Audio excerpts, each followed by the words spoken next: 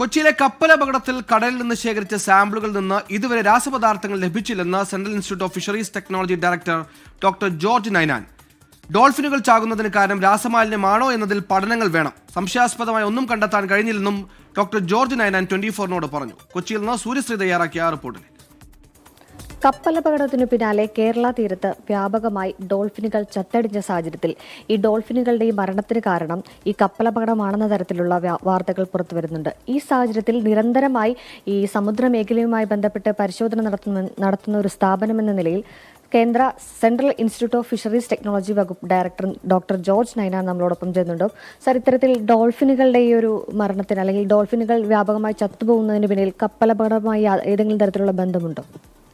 അതിനെക്കുറിച്ച് നിലവിലിപ്പോൾ ഞങ്ങൾക്കൊന്നും പറയാൻ പറ്റില്ല. കാര്യം ഇത് ഈ അടുത്ത ഇടയ്ക്കായിട്ട് പത്രത്തിൽ നിന്ന് വാർത്ത മറ്റ് ഞങ്ങളത് കണ്ടാണ്. ഡോൾഫിനുകൾ ചത്തൊടുങ്ങുന്നു, പോസ്റ്റ്മോർട്ടം റിപ്പോർട്ടിൽ നിന്ന് അവയ്ക്ക് രാസമാലിന്യങ്ങളുടെ എന്തോ ഘടകമുണ്ടെന്ന് പറയുന്നുണ്ട്, ഇങ്ങനെയൊക്കെ പറയുന്നുണ്ട്. എന്നിരുന്നാലും ഞങ്ങളെ സംബന്ധിച്ച് സെൻട്രൽ ഇൻസ്റ്റിറ്റ്യൂട്ട് ഓഫ് ഫിഷറീസ് ടെക്നോളജിയെ സംബന്ധിച്ച് അത് ഞങ്ങളുടെ വിഷയമല്ല. ഒന്നാമത്തെ കാര്യം, ഞങ്ങളിതിൽ ഈ അപകടമായിട്ട് ബന്ധപ്പെട്ട് ഞങ്ങൾ ചെയ്തുകൊണ്ടിരുന്ന കാര്യം മത്സ്യവും മറ്റ് അനുബന്ധ ഉൽപ്പന്നങ്ങളുടെയും ഗുണനിലവാരം നോക്കുക എന്നുള്ളതാണ്. ഏതെങ്കിലും രീതിയിലുള്ള രാസമാലിന്യങ്ങൾ ഉണ്ടെന്ന തരത്തിൽ ഈ ഞങ്ങൾ നിലവിൽ നോക്കിയ സാമ്പിളുകളിൽ യാതൊരു തരത്തിലുള്ള രാസമാലിന്യങ്ങളുടെ അവശിഷ്ടങ്ങൾ നമ്മൾ കണ്ടിട്ടില്ല. ഡോൾഫിന്റെ പോസ്റ്റ്മോർട്ടത്തിൽ ഇത്തരത്തിലൊരു രാസവസ്തുക്കൾ ലഭിച്ചതായിട്ടാണ് ലഭിക്കുന്ന വിവരങ്ങൾ. അപ്പോൾ അതിനെക്കുറിച്ച് കൂടുതൽ പഠനങ്ങൾ വേണ്ടിവരും.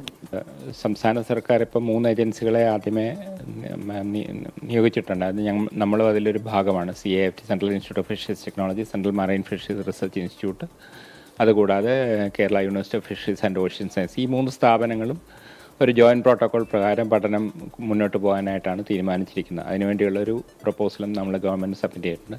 ഇത് കൂടാതെ കേരളത്തിലെ നാഷണൽ ഇൻസ്റ്റിറ്റ്യൂട്ട് ഓഫ് ഓഷ്യനോഗ്രഫി അവരെയും നമ്മുടെ സംസ്ഥാനം ഒരു സ്റ്റഡിക്ക് വേണ്ടി ഏൽപ്പിച്ചിട്ടുണ്ട്. അവരായിരിക്കും കേരള തീരത്തിൽ ഇതുമൂലമുണ്ടാകുന്ന, അതായത് കപ്പലപകടം മൂലമുണ്ടായ പാരിസ്ഥിതിക ആഘാതത്തെക്കുറിച്ചൊരു വിശദമായ പഠനത്തിന് വേണ്ടി അവരുമുണ്ട്. നാഷണൽ ഇൻസ്റ്റിറ്റ്യൂട്ട് ഓഫ് ഓഷ്യൻ, ഇത് രണ്ടായിട്ടാണ് പോകുന്നത്. ഏതായാലും കപ്പലപകടത്തിന് പിന്നാലുള്ള വലിയ തരത്തിലുള്ള ആശങ്കകൾക്കൊക്കെ ഒരു പരിധിവരെയും ആശങ്കപ്പെടേണ്ട കാര്യമില്ലെന്നാണ് ഇദ്ദേഹം വിശദീകരിച്ചത്. എന്നിരുന്നാൽ പോലും സമുദ്രഘടനയിൽ ഉണ്ടാകുന്ന ഈ ഒരു സ്വാഭാവിക വ്യതിയാനം അത് എത്രത്തോളം സമുദ്രത്തെയൊക്കെ ബാധിക്കുമെന്നുള്ള രീതിയിലുള്ളൊരു വിശദമായ പഠനം നടത്തുന്നുണ്ട്. ഒപ്പം തന്നെ ഒരു ഷോർട്ട് ടൈം സ്റ്റഡിയും ഇവരുടെ ഭാഗത്തുനിന്ന് ആരംഭിച്ചിട്ടുണ്ട്. ഏതായാലും ആ പഠനങ്ങളെല്ലാം തന്നെ മുന്നോട്ട് പോവുകയാണ്. ക്യാമറമാൻ മാഹിനൊപ്പം സൂര്യശ്രീ, 24 കൊച്ചി.